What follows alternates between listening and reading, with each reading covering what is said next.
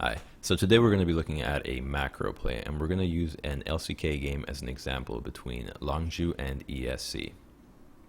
Now that the game is so understood to be all about team play, I think it's worth reviewing what it truly means to make a macro play and what it looks like. So let's take a look at the minimap to start things off. We have both teams relatively even, and I know you can't see the gold right now, but Longzhu is about 2.3k up ahead, and they have Gnar moving to the bottom side to answer the wave. Both teams have teleport, and the 4-man from Longzhu is going to be trying to get control around the Baron side, because Baron is a legitimate threat post 20 minutes with all the shields and tanks, as well as Ever is going to be trying to hold that control on the top side. And more importantly, the Trundle is going to be unable to go to the bottom side to answer the wave until it gets to his side of the map. The reason being, he doesn't have a tier 2 bottom. They don't have control of mid lane either. And finally, the Gnar with the Frozen Mallet is going to be able to chase him down if he overslips or is in fear of getting collapsed. So Trundle, rightfully so, has to respect Gnar. We'll roll out the clip and we'll watch Longzhu pressure the map and really try to get control of the top side. So let's keep an eye on the mini map, and they are unable to really push the matter here because the Trundle's there, so it would be a 4v5, so they don't want to look for this fight. But the Alistar separates from the Gragas, and the Gragas will try to go for vision in the Wraith area where there's a pink ward. Immediately Ever looks for a pick, and they're able to blow everything onto the Gragas. But because it is Gragas, Longzhu tries to turn, and they almost kill everybody, or a couple of members, but they blow the TP, so Ever has to retreat, as it is Mega Gnar as well.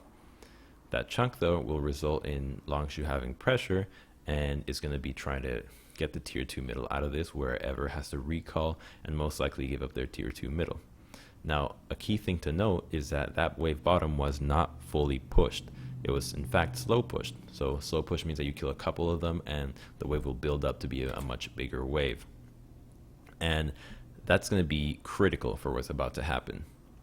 Longzhu is going to try to overcommit, and the Alistar is going to get picked off. Ever in response is going to get a little bloodthirsty, and it's going to be looking for more kills. So they're chasing, they're looking for the extra kills, they're really blowing as many things as possible for this, but unfortunately it's not going to net them anything with the nice Mega Gnar ultimate. But they're going to get a little bit too overeager, and they're going to try to force this tier 1, which is at full HP with no waves, and they're really going to force this turret. Important to note that they have TP advantage, so they should probably feel rather confident in making something happen, especially because of that big wave bottom. So ideally what everyone would want to do in this situation is have the Trundle go bottom, push the wave all the way to the tier 2, and Ever will want to pressure the Baron and force something where Gnar has to respond and win a 4v5, basically exactly what Longzhu did. But because Longzhu recognizes this, and they know that they stop the recalls and that Ever overcommitted, they're going to force the matter as fast as possible. They're not going to Ever get into a position to answer the wave bottom.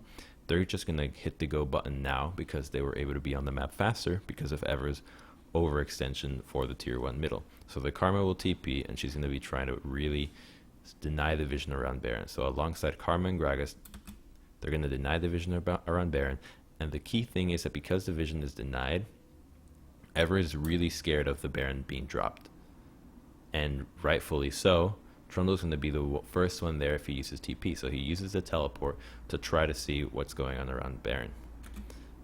Immediately, the Alistar kind of retaliates, so he cancels it because he's worried about getting pulverized into the headbutt. So it wasn't the best teleport, and now Ever gains control of the Baron side and is able to see it. So they answer the big wave that was built up top, and they stabilize Baron, but now no team has teleport. But that wave that was built in bottom earlier with the Gnar teleport is now built up to be a massive wave. It's basically a tsunami that's about to crash into Ever's wave. So Trundle is going to have to answer this wave eventually, which means that the Gnar has a lot of free time to do whatever he wants until Trundle answers. Which also means that Longzhu, rightfully so, pressures the map in the red side because they have numbers advantage, 5 on 4. As soon as they see the Trundle, they're able to really put all their efforts towards getting control on the red side vision, because Trundle can't answer with TP. Any fight that would break out would be a 4v5. So they bully their way in and they get a pick onto the Vladimir, which is not going to net them a kill, but it will net them a lot of chunk. And that chunk is going to be pressure, because Vladimir with no creep wave is not going to be able to really regen up with nobody to be queuing on. So it's going to take him quite a while. As soon as the Trundle responds, Longshu feels comfortable winning any fight at this point. They just chunked Vladimir quite a bit. There's no Braum ultimate. It should be rather easy for them to win a fight. So because of the pink ward that they put earlier and another one at the opposite side of the red brush, they're going to be able to look for a pick. And Ever has one blue trinket, so they don't feel too worried about the Baron, but importantly, it's going to give us a shot of what they see, which is next to nothing. So Saver's going to go ahead and drop a blue trinket. But very intelligently, Longshu only shows Lucian, and you still don't know where the remaining members of Longshu are. So you could most likely assume that it is a bait, but they don't know. In reality, Longshu could be doing the Baron. It's the Schrodinger's Baron, if you will. You don't know. Or either they could or they couldn't. And so Longshu uses this opportunity to look for a pick. They have the position advantage, they have the vision advantage, and they're just going to wait in that brush and wait for Ever to react, as they don't have any more blue trinkets, and either Braum or Elise is going to be the ones that have to face check, or the Trundle. And because of their hard engage, it's going to be rather easy to get a pick. And they're able to do just that. A nice cast onto the Elise is going to net them a kill onto her. And Trundle, dancing around a little bit too close, is going to get picked off and net them another kill, which in turn is going to result into a Baron. All the while, the remaining team of Ever is left kind of dumbfounded in terms of what to do. And all this came from one play where the wave was built up and utilizing that pressure to force the matter around the red side and not let the tempo go back into Ever's hands because of the TP advantage. With this Baron, Longshu will go on to get an inhibitor turret and essentially win the game off that, ballooning their lead rather exponentially in a matter of minutes.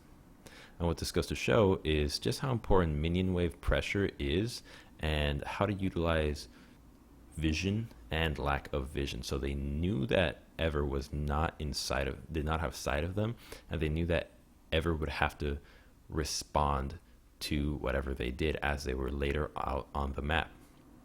And those are key factors in proactive play. And the fact that Longshu was able to come up with this plan so quickly, might mean that this is something that could easily be rehearsed as a kind of play that you go for. So it was rather intelligent from them to make this happen.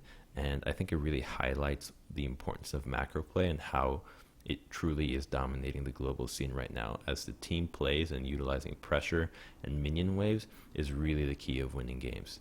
So I hope that this video serves as some sort of enlightenment for those of you that are kind of wondering what macro play is about. I know I'll be doing a lot more of these, as I find that they're rather useful and enjoyable. If you like the video, let me know. If you have any ideas for future videos or games you'd like to see as well, let me know as well. So, hope you enjoyed it, and good night.